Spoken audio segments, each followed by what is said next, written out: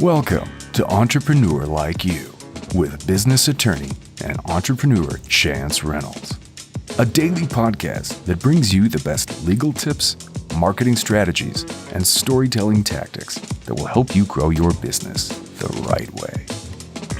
I know I rail on this a lot on the podcast, and it's only episode 51, but I've probably talked about this 5 times on here, but the amount of bad information being given out by coaches and consultants when it comes to legal advice, LLC creation advice specifically, and what people should be doing in order to protect their business is just staggering.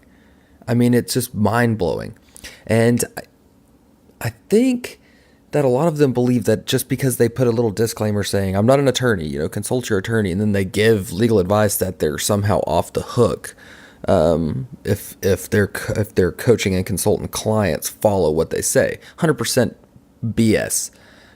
There's no reason to do this when you're a coach or consultant because you have to know that you don't know.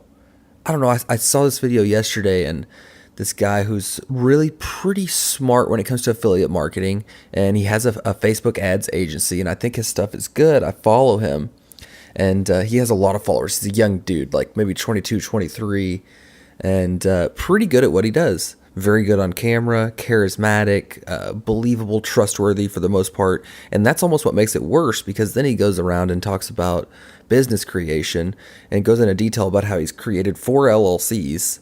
He's 23, he's created 4 LLCs, and this somehow makes him an expert.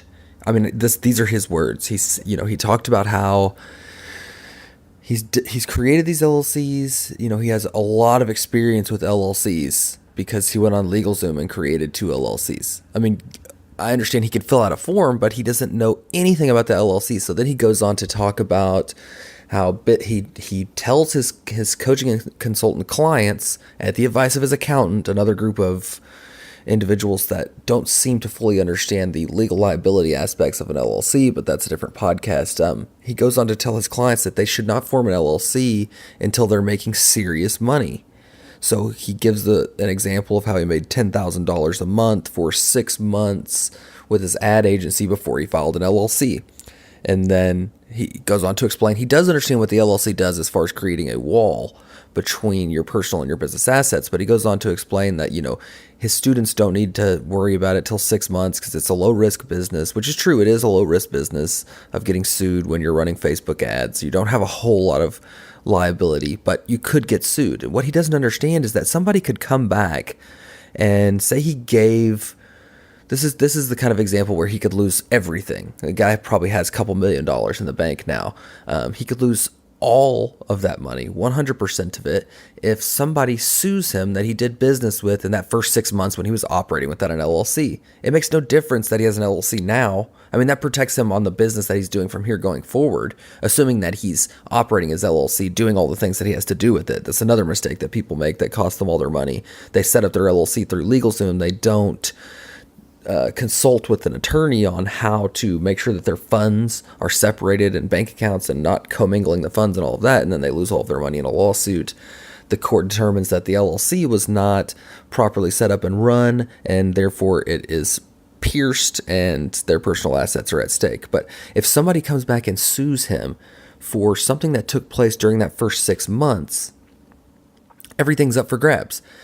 Here's a scenario that's 100% likely. So his business generally doesn't have a whole lot of liability, but he does consulting. So he has a consulting student during those first 6 months when he didn't file an LLC, when he's just operating as a business. He gives them this bad advice on the LLC, telling them that they don't need it at first until they start making serious money, and then they can protect themselves. So he's operating without an LLC. He has a consulting student. He gives that consulting student bad advice about the LLC. That student goes out, and that student has some business that has a lot of legal liability.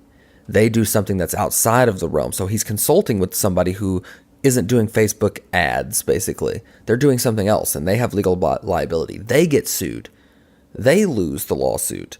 Then they can turn around, and since they didn't have the LLC, point the finger at him and say, you gave me this bad advice, and then countersue this person. Or not countersue, but then, create a claim against this person And then he could lose everything, despite the fact that he has an LLC now. He gave this advice at a time he was doing business with somebody during a time when he was not incorporated in any way, and he could lose everything. And it's just, man, the amount of coaches and consultants that are doing this, they really need to just refer people out. It's so cheap.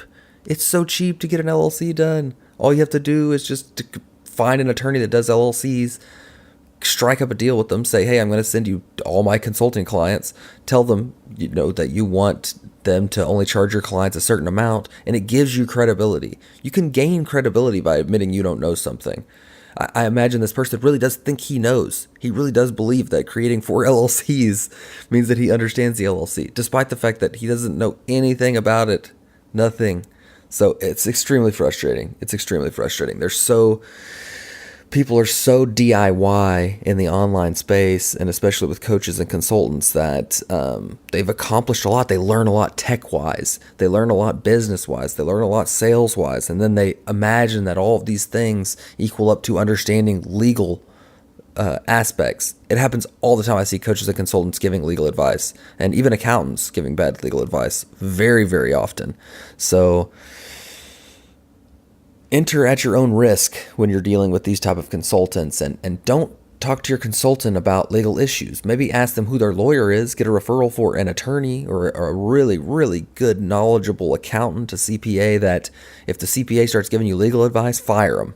And because they're doing something that they shouldn't be doing, and they don't understand the full realm of legal liabilities, because they're not attorneys, and they haven't gone through the hell that attorneys have to go through to learn those things. So anyway, that's my rant for today. If you're running a business, give me a shout, and I will set up your LLC. I do them pretty dang cheap. You can email me at chance@llcfreedom.com if for some reason you need to reach out to me. All right, talk to you guys tomorrow. Hey guys, thank you so much for listening. I really, really appreciate everybody tuning in and all of the great feedback I'm getting about the podcast, so I'm going to keep it up, and I just wanted to say thank you. Also, if you want to figure out the 3 ways that most entrepreneurs are getting themselves sued, you can head over to llcfreedom.com/getsued. I have a little freebie there that kind of outlines the 3 major ways that people are getting sued and how they can easily be avoided. So hop over to llcfreedom.com/getsued and pick that up today.